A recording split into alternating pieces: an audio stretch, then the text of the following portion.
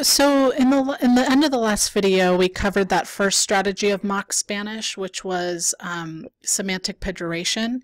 And the second strategy that's often used with people who utilize mock Spanish is this idea of euphemisms. So really what it is taking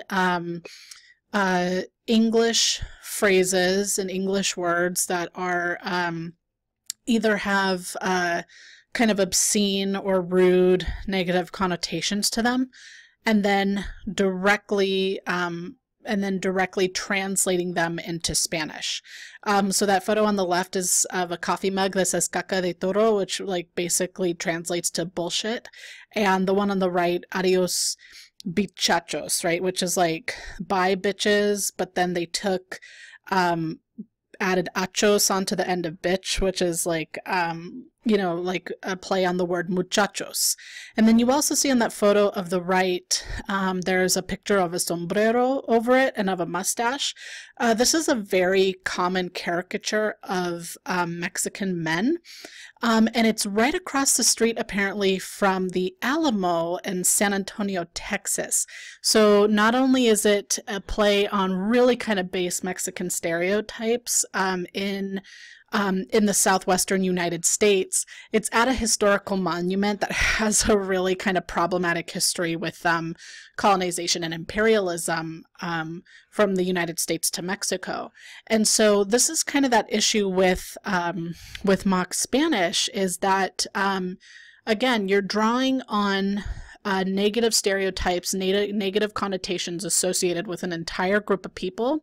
That's that indirect indexicality, to give this sort of positive connotation onto the self, right? So a non-Spanish speaker who does these things, you know, they get to say that they're clever, they can play with words, in the right setting they might come off as cool, but they're doing it at somebody else's expense. And euphemisms is one of the strategies in which this happens. The third strategy is affixing. And affixing you've probably all encountered before, and it's basically taking an English word and attaching an O or an A at the end.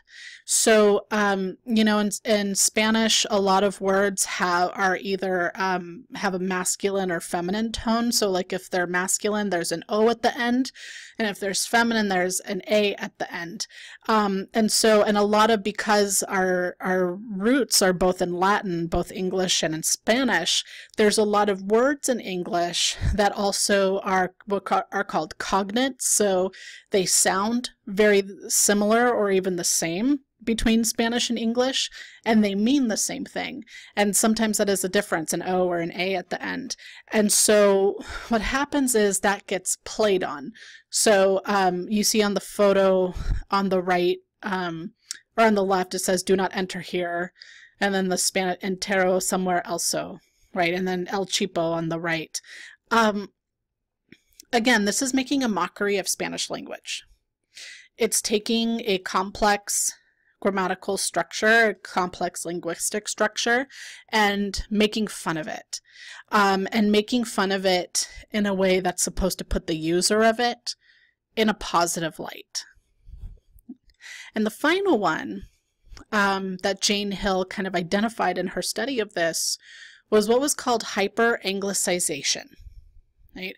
And hyper-Anglicization is you take Spanish words and you say it with as anglicized accent as much as possible.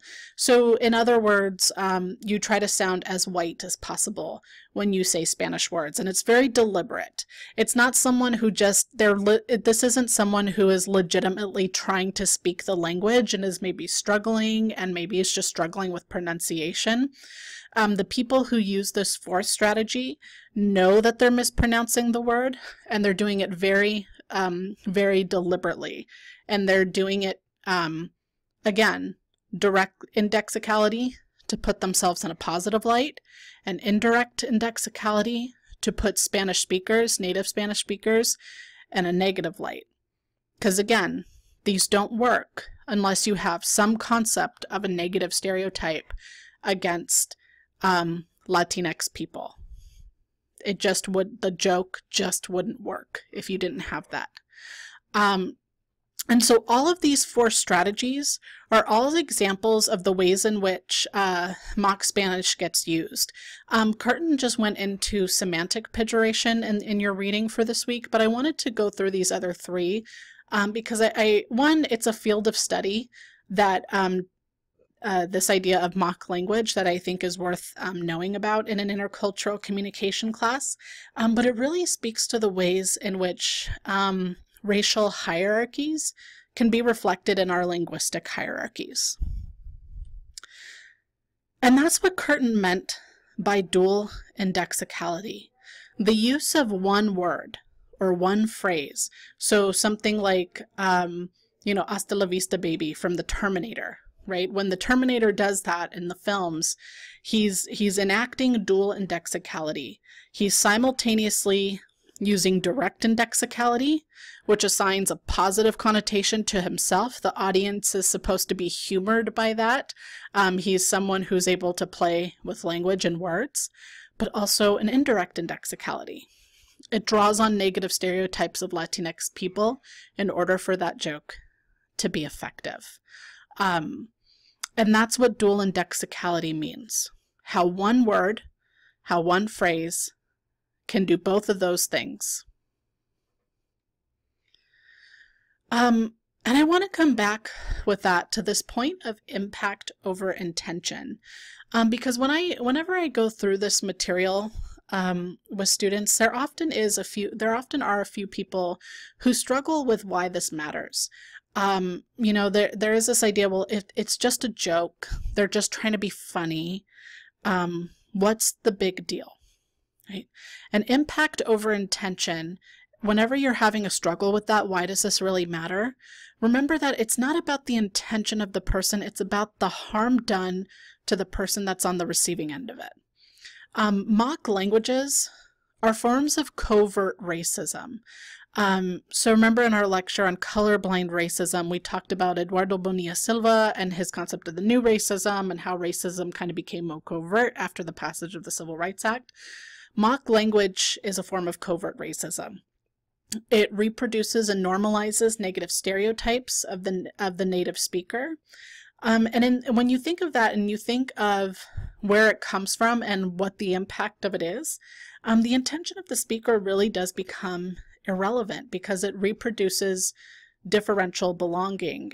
So when you really kind of have to ask yourself what matters more, the intention of the speaker or the harm caused. And you know what Curtin was trying to bring us to with her discussion of social indexicality, not just how it gets used top down, but also how it gets used as a way to contest hierarchies, right? So she talks about the use of signage in Taiwan and how Taiwanese people with the historical legacy of colonization and how Mandarin came to be an official language there through colonization were able to kind of reappropriate Mandarin in a way that they can kind of establish their own Taiwanese identity, even though they'd had this language through a process of colonization kind of enforced upon them. What Curtin is trying to get us to think about is how we can develop our skills in what she called indexical competence and indexical empathy. And just for a quick review from the reading, competence means understanding of how particular language practices involve multiple interpretations that can reinforce or contest hierarchies.